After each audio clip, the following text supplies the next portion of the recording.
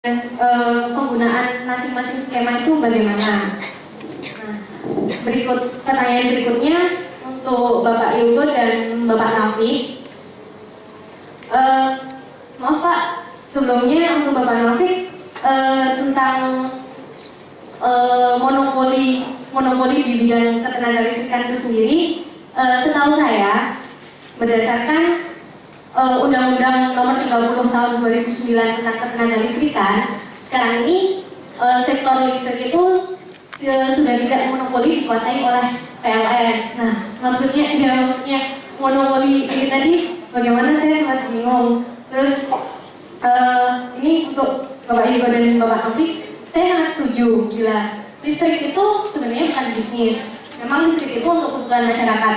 Nah, ketika dimunculkan Undang-Undang Nomor 30 Tahun 2009 tadi, akhirnya pihak swasta boleh ikut membangun listrik juga. Nah, di sini investor dari pihak swasta tentunya menginginkan keuntungan yang sebesar-besarnya. Nah, padahal idealnya listrik itu untuk kebutuhan masyarakat. Sedangkan PLN sendiri memang dituntut untuk memberikan kebutuhan kepada masyarakat. Tapi PLN juga harus mendapatkan keuntungan untuk pembangunan listrik selanjutnya. Nah, itu bagaimana menurut Pak Rafiq dan Pak Yogo? Terima kasih. Yang saya temui di masyarakat. Di semester yang lalu saya pernah mengikuti pengaduan masyarakat, yaitu di dusun Kedungnoyo, Desa Tritik, Kecamatan Kabupaten Nganjuk. Di situ di desa itu belum tersentuh listrik. Selama Indonesia Merdeka ini belum pernah masyarakatnya itu mengetahui dan mendapatkan listrik. Jadi saya sampai di sana itu kepala dusunnya sampai bilang, maaf Mas ya, saya ini masyarakat gelap. Maksudnya masyarakat gelap itu belum, kalau malam ya benar-benar gelap, nggak ada listrik. Setelah saya tanyakan enggak, problemnya gimana Pak, kok listriknya belum masuk? Itu katanya ada masalah Mas antara PLN sama perhutani. Katanya ya, gimana masalahnya? PLN akan membangun memasukkan listrik dengan tiang-tiang yang ada kabelnya itu harus membebaskan lahan 10 meter dari kabel itu harus bebas dari pohon. Ya, untuk masalahnya itu perhutani tidak mau. Terjadi kayak debat antara perhutani sama PLN sehingga listrik itu tidak bisa masuk. Sampai saat ini belum tersentuh listrik. Mungkin Bapak Manajer PLN pusat distributor Jawa Timur bisa menanggapi. Terima kasih. Oke, berikutnya kenalan yang ketiga, saya persilakan. Terima kasih. Assalamualaikum warahmatullahi wabarakatuh. Fakultas dan juga pertanyaan, saya persilakan. Ya, perkenalkan, nama saya Abdi Rahman dari FISIP. Nah, sebenarnya tadi yang saya mau tanyakan hampir sama sih sama pertanyaan kedua. Namun ini ada perbedaan juga. Untuk pertanyaan pada PLN mungkin Bapak Yogo, Pak, saat ini kan memang isu-isu seperti sumber daya energi yang terbarukan seperti geothermal atau panas bumi itu kan masih banyak sih Pak, energi-energi yang belum teroptimalkan. Nah, untuk kajian-kajian pada saat ini kan banyak juga peneliti-peneliti yang sudah meneliti, dan bagaimana sih Pak hasil-hasil penelitian dari golongan-golongan akademisi itu dimanfaatkan oleh PLN? Nah, apakah itu diakomodir atau hanya sekadar diteliti seperti itu saja, sehingga nantinya ketersediaan energi di bidang kelistrikan bisa tidak terancamkan, bisa memanfaatkan oleh hasil penelitian pada waktu itu. Dan pertanyaan lagi untuk PLN, apa yang menjadi faktor-faktor yang istilahnya sangat mempengaruhi Pak, sehingga urgensi akan kenaikan tarif dasar listrik itu terjadi. Nah, kira-kira pertimbangan apa saja sih Pak yang PLN sudah pertimbangkan sehingga tarif dasar listrik itu harus menjadi keharusan yang terjadi setiap tahun ke tahun seperti itu. Terima kasih. Bahwasanya adalah monopoli, namun monopsoni dan monopoli. Nah, namun sesuai dengan Undang-Undang Nomor 30 Tahun 2009, ini kan swasta boleh masuk dalam ranahnya listrik di nasional. Nah, apakah masih bisa disebut PLN ini sebagai monopoli atau tidak? Nah, ini bagaimana? Mungkin saya berikan kesempatan yang pertama kepada Pak Yugo dulu untuk memberikan jawabannya. Silakan Pak.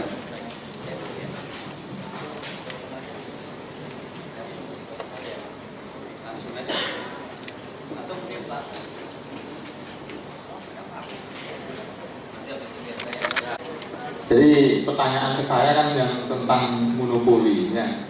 Jadi bedakan antara monopoli dengan monopsoni ya. Tapi saya lihat bahwa PLN sebagai pengelola listrik tetap monopoli. Dan saya tidak setuju kalau tidak monopoli karena berbahaya. Tetapi produsennya boleh monopsoni, maksudnya yang produksi banyak, mereka harus jual dulu ke PLN baru distribusikan. Orang sering mengkritik begini, kalau PLN itu sebagai pelaku monopsoni nanti jadi mahal dong kan gitu. Karena rantainya jadi panjang. Karena ingat PLN itu punya fungsi strategis tadi.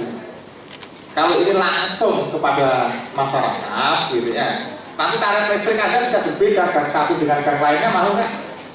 Masih masyarakat tidak mau kan? Kalau itu murni faktanya gitu ya. Kalau contoh tadi yang di Ciwidey pun mereka masih sharing kan gitu ya. Yang ke masyarakat dia tidak bisa jual dengan harga yang tidak sesuai dengan harga PLN, bisa disebut orang di PLN gitu ya. Yang desa daerah tersebut dekatnya mana? Dekatnya Ciwidey per meternya katakanlah Rp200, yang lainnya jadi Rp300, oh tidak bisa pulang teman-teman PLN gitu ya. Tetapi yang dijual kepada masyarakat tetap dia harus melalui regulasinya PLN, monopsoni itu namanya. Jadi dan tadi PLN itu adalah ya sebagai pasar, dia menjadi pasar monopsoni sebagai pelaku produksi, ya. Tetapi dia menjadi monopoli. Dan jangka panjang mestinya PLN biar investasi tidak terlalu besar, dia tidak perlu melakukan produksi langsung, biarkanlah swasta yang mereka mampu. Sebenarnya gampang kalau mau. Ayo, aku ini punya kebutuhan listrik setahun tumbuh dengan 8,7% tadi. Kamu mau ambil bagian berapa? Tetapi harganya tak atur kan begitu. Yang mengatur adalah pemerintah begitu. Nah, jadi itu bedakan ya antara monopsoni dan monopoli. Karena kenapa? Apakah monopoli dalam perekonomian boleh? Boleh dalam rangka apa? Untuk menjaga hajat hidup pelanggannya. Ya. Tetapi kalau dengan monopoli jadi tidak efisien, ya jangan begitu. Ya. Tapi karena listrik ini memiliki fungsi strategis, baik itu pertahanan maupun ekonomi, negara tetap menguasai, saya kira. Ya, tetapi dalam jangka panjang, bagaimana listrik itu dimonopoli, ya, tetapi sebagai fungsi strategis jadi lebih murah. Dan karena ini milik negara, tidak lepas dari perilaku kita juga, kan ya. Jadi itu yang kita lihat. Ya. Terus tadi yang tentang masalah listrik yang di daerah terpencil, saya ingin berbicara itu. Ya.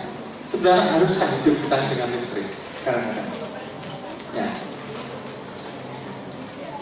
Kita dulu tidak punya listrik itu malah penak lah gitu ya. Tidak orang popo dari ini ya, gitu ya. Pakai listrik tidak orang popo begitu. Ya.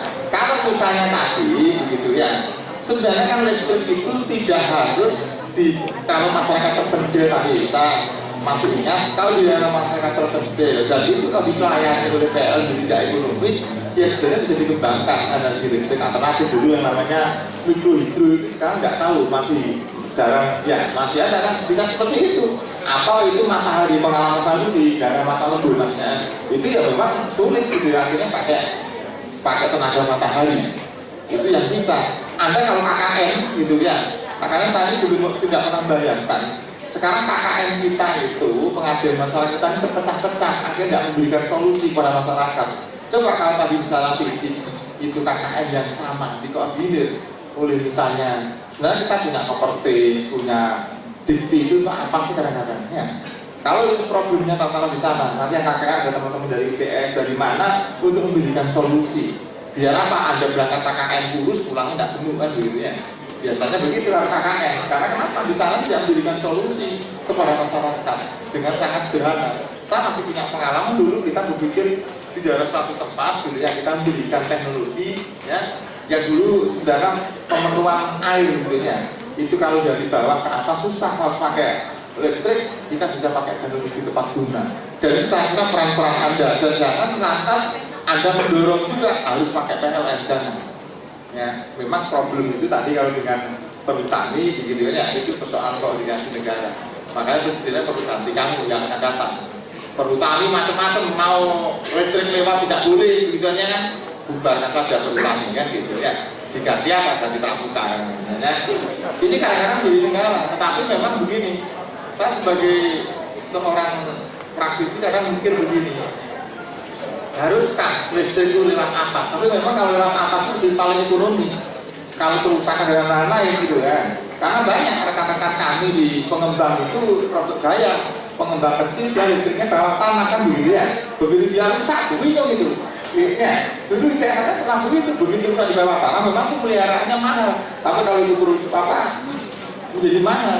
Perlu diberikan teknologi alternatif bagaimana caranya memangnya. Yang paling murah ya memang melalui distribusi di atas yang paling mudah. Saya kira itu pertanyaan yang bisa saya kontribusikan. Ya, silakan. Saya lanjutkan. Jadi saya nanya pertanyaan mengenai skema pemenuhan tadi. Jadi kalau dari sisi pemenuhan pasokan, artinya dari sisi pembangkit, itu memang saat ini hanya ada dua skema saja. Satu dibangun sendiri oleh PLN reguler, atau peran pihak lain dalam bentuk IPP. Satu lagi adalah excess power. Tetapi kalau IPP itu kan sudah terikat kontrak kewajiban, dia harus jual kepada PLN dengan hak dan kewajiban masing-masing. Aturannya sudah jelas, disepakati dua belah pihak.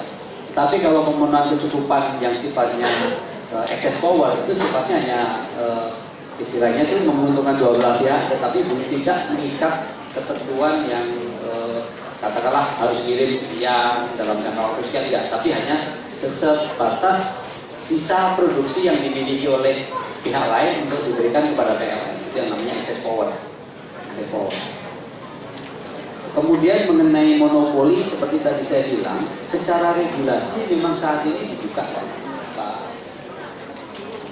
Pak Nahli.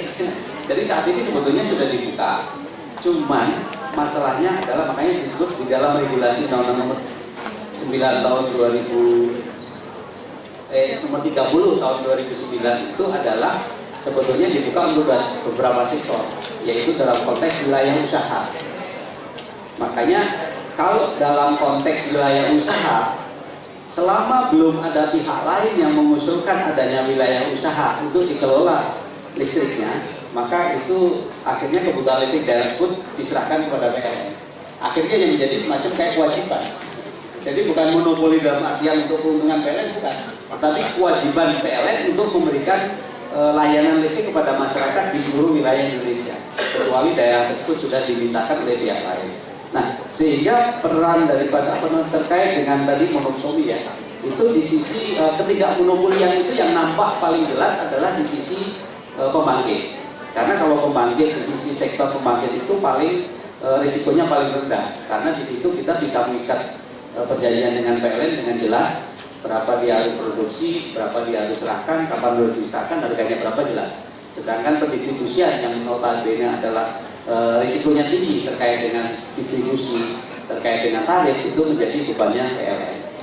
Nah, akhirnya monopoli. Nah, kemudian di sisi infrastruktur jaringan tidak mungkin juga tidak monopoli. Saya kira pasti ada monopoli. Kalaupun dikatakanlah tidak monopoli, walaupun tidak monopoli, pasti adalah dibagi wilayah usaha saja. Tidak mungkin di Surabaya ini ada pengelola jaringan PLN lebih daripada satu. Bagaimana nanti ruwetnya jalan raya kalau jaringannya itu banyak sekali. Maka yang seperti konsep di luar negeri itu yang yang tidak pihak swasta itu bermain itu, satu di pembangkit, dua adalah sisi retail. Di sisi ngelola pelanggan boleh kalau di luar Jawa, di luar negeri itu dimungkinkan karena masalah teknologi, karena kesadaran masyarakat, karena regulasi tarifnya sudah menarik untuk itu dilakukan. Itu Mbak. Terus kemudian mengenai dari listrik bukan bisnis ya, tadi cuma disinggung. Antara setuju dan tidak setuju, artinya bukan setuju dan setuju. Ada sisi lain yang memang PLN itu bukan bisnis, karena toh memang di dalam misi PLN tidak pernah kita itu misi PLN itu untung, nggak ada cerita di dalam visi misi PLN itu meraih keuntungan sebesar-besarnya, nggak ada.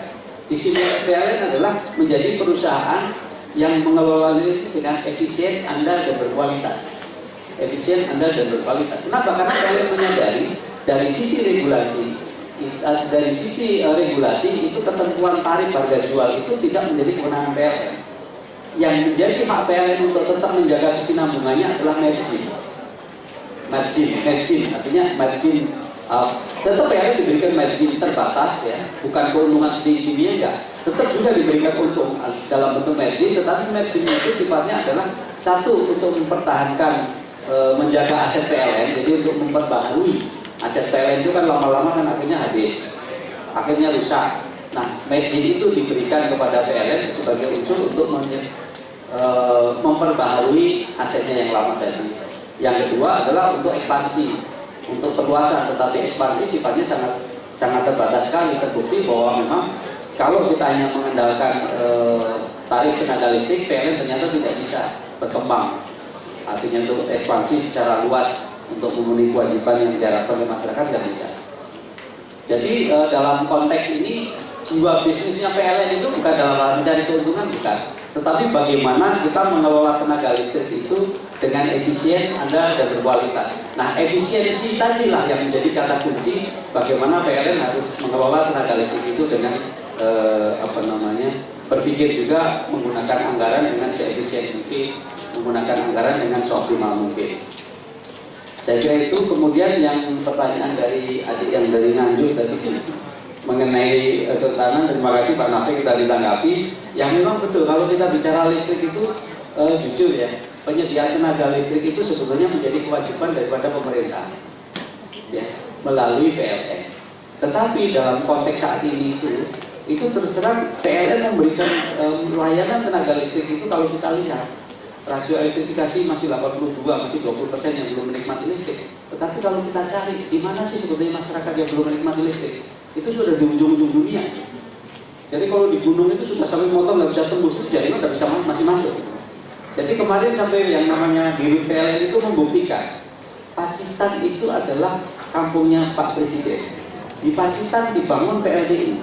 Tetapi kenapa di Pacitan itu rasio elektrifikasinya masih di bawah 60%?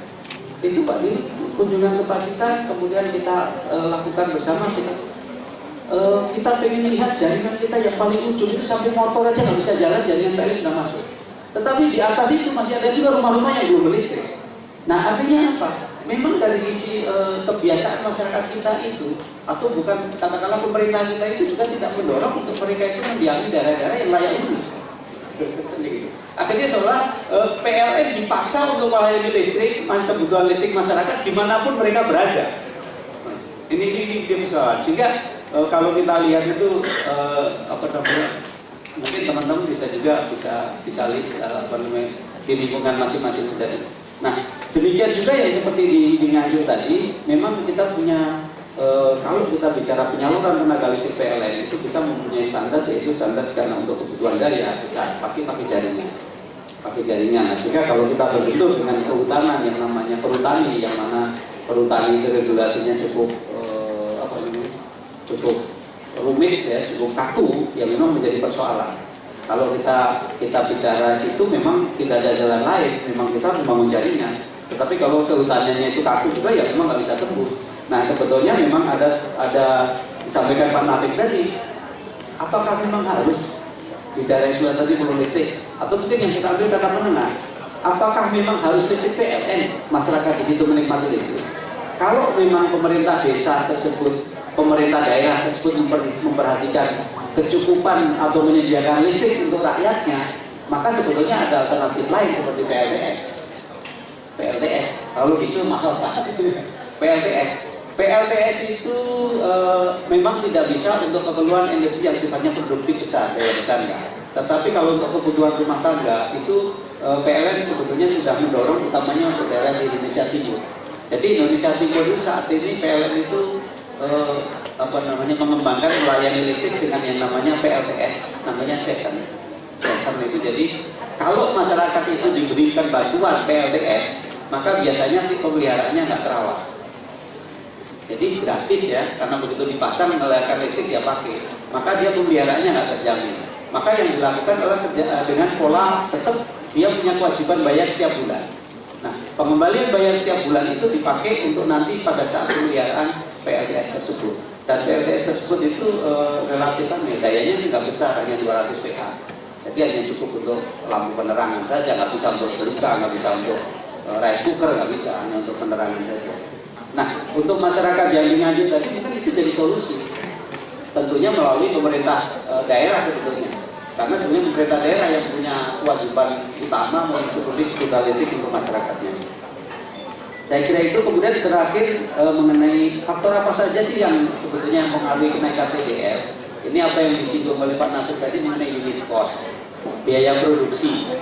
Ya, biaya produksi PLN itu untuk membangkitkan tenaga listrik itu kita menggunakan ada beberapa unsur biaya. Tetapi mungkin yang paling saya tekankan di sini yang pertama adalah 70% biaya produksi PLN itu adalah untuk keperluan bahan bakar. Apakah itu batu bara, apakah itu gas, apakah itu BBM. Nah, kalau dari sisi unit cost nasional saat ini berkisar antara sekitar Rp1.035 per kWh untuk Jawa Bali. 1.235 rupiah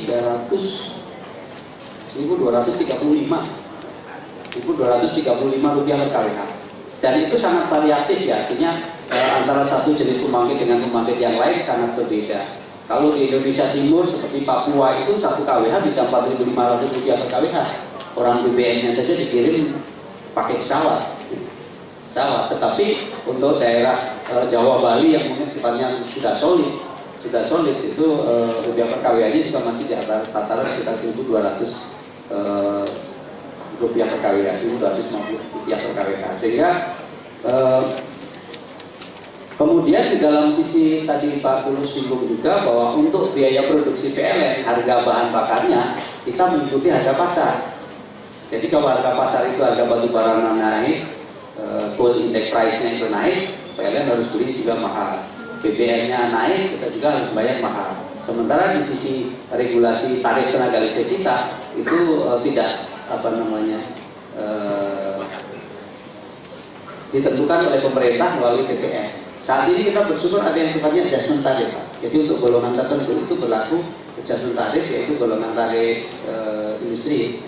Industri itu adjustment tarif, sehingga pada periode-periode tertentu akan di faktornya itu kalau tidak salah kurs dolar, kemudian inflasi, ada beberapa faktor yang mempengaruhi dia setiap bulan dilakukan adjustment. Jadi bukan bertahap. Kalau bertahap itu naik, nanti besok lagi naik, enggak. Tapi enggak. 1 bulan ini berapa parameter yang mempengaruhi perubahan tarif? Oh, tarifnya menjadi sekian. Bulan depan dihitung lagi faktor-faktor yang mempengaruhi tarif tadi, kemudian di-adjust lagi. Sehingga bisa saja naik, bisa saja turun.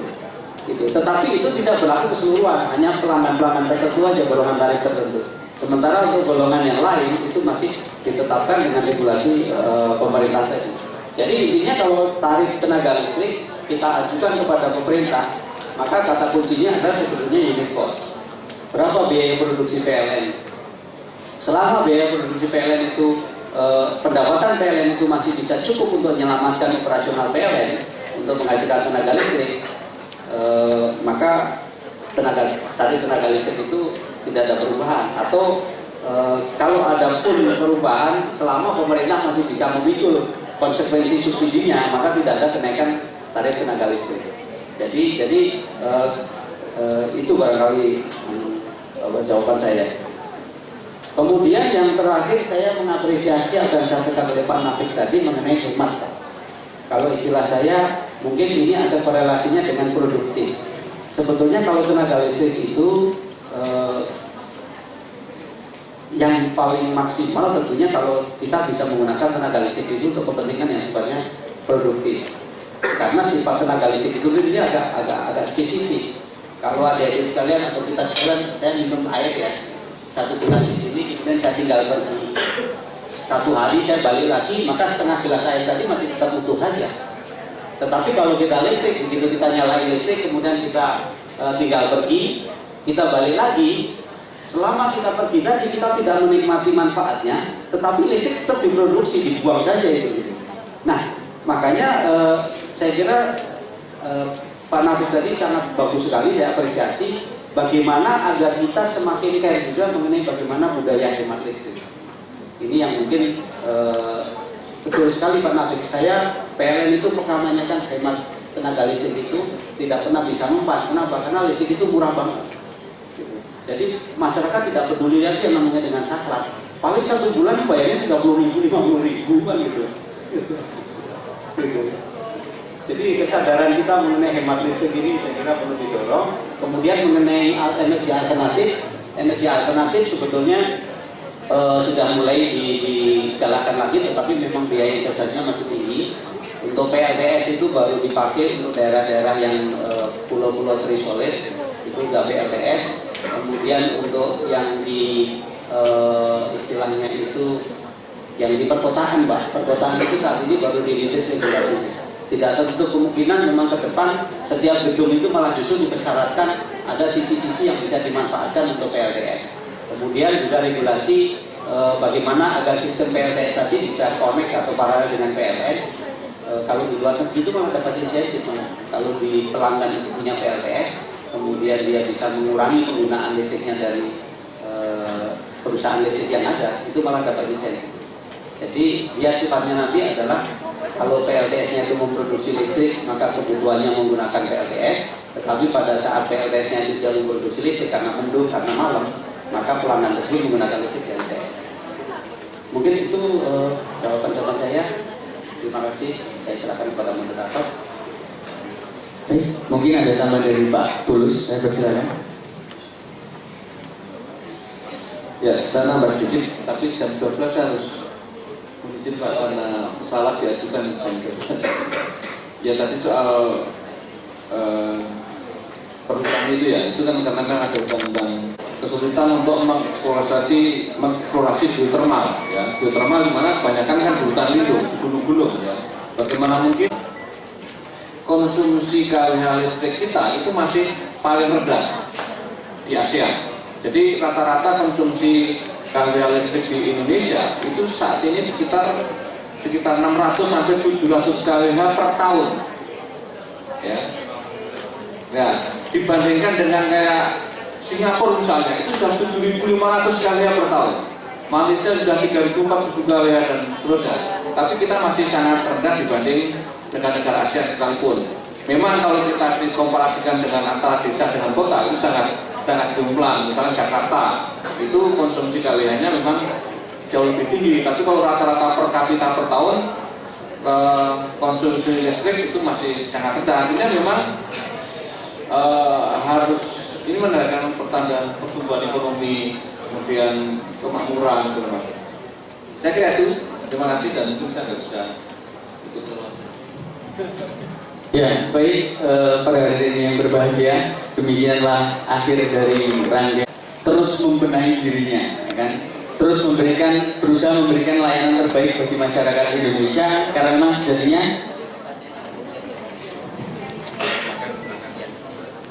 ya mungkin tadi ada sedikit kelewatan pertanyaan yang belum dijawab ya terkait dengan penelitian tadi pertanyaan dari yang ketiga Rahman ya mengenai bagaimana PLN memanfaatkan potensi penelitian tadi ya. Pada dasarnya sebenarnya seluruh potensi penelitian itu atau utamanya katakanlah geotermal ya. Geotermal itu dia sudah ada tercover di Dinas SDM. Cuman persoalannya keputusannya itu adalah bagaimana apakah tingkat kelayakan daripada suatu hasil penelitian tadi untuk menjadi dieksplorasi. Contoh seperti PLTP panas bumi ya, geothermal itu sudah teridentifikasi beberapa potensi panas bumi yang ada, cukup banyak. Tetapi persoalan kelayakan untuk dieksplorasi ini yang masih karena termasuk yang high risk. Kita tidak tahu berapa potensi geothermal yang ada di situ, apakah betul atau tidak. Itu investor itu tidak cukup tertarik untuk mengeksplorasi karena menyimpan semacam apa ya? Semacam informasi yang masih tersembunyi itu masih sangat besar sekali. Itu sehingga sampai pada akhirnya pemerintah itu menetapkan regulasi harga minimal untuk menarik supaya investor itu mau mengeksplorasi. Itu menetapkan harga tertentu bagi yang berminat untuk mengeksplorasi. Dan itu nanti kewajibannya adalah PLN wajib beli. Jadi PLN diwajibkan lagi. PLN wajib beli yang dieksplorasi tadi dengan harga tertentu. Cukup banyak ya. Ya, baik. Kayaknya harap disimpan dulu nanti ketika di akhir acara bisa ditanyakan gitu kan. Karena memang waktu terbatas, mungkin ini adalah akhir dari dialog publik listrikan pada siang hari ini. Jadi kalau bisa disimpulkan bahwasanya PLN sedang berbenah. PLN sedang berusaha memberikan layanan terbaik bagi masyarakat di Indonesia karena PLN adalah penyedia layanan bagi masyarakat yang saat ini terus mencoba memberikan pelayanan terbaik yang harapannya nanti pada tahun 2022 akan meningkatkan rasio elektrikitasnya sebesar 98% gitu kan. Dan apakah kita sebagai individu tidak bisa ikut andil untuk menjaga yang namanya energi listrik ini untuk masa yang akan datang? Kita bisa dengan cara berhemat dari mulai diri kita masing-masing. Dari mulai kita di rumah, kemudian di kampus, dan dimanapun kita berada, harapannya kita harus lebih bijaksana untuk menggunakan energi listrik ini sebaik-baiknya demi masa depan kita dan juga anak cucu kita di masa yang akan datang. Baik, mungkin itu saja dari saya selaku moderator. Terima kasih atas waktu dan kesempatannya, dan mohon maaf apabila ada salah kata dan juga tindakan dari kami. Saya akhiri. Wassalamualaikum warahmatullahi wabarakatuh. Dan berikan applause yang meriah untuk kedua teman-teman kita. Sebelum yang meriah untuk Pak Yono yang pernah hadir pada pagi hari ini.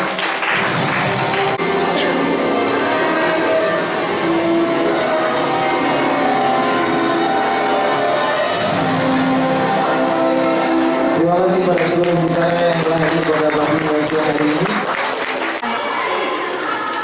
Ya, Ya, saya kira kita harus mengkritisi bahwa ada persoalan listrik itu bukan hanya di persoalan hilir atau persoalan yang ada antara PLN dengan konsumen, tapi juga persoalan dulu. Ya, dulu itu masalah sulitnya membangun pembangkit baru dan masih banyak energi primer atau bahan bakar yang justru diekspor ya, seperti gas dan batu bara. Sehingga saya kira kita harus mendesak pemerintah agar pasokan gas dan batu bara itu lebih banyak untuk kebutuhan dalam negeri, khususnya PLN dan industri.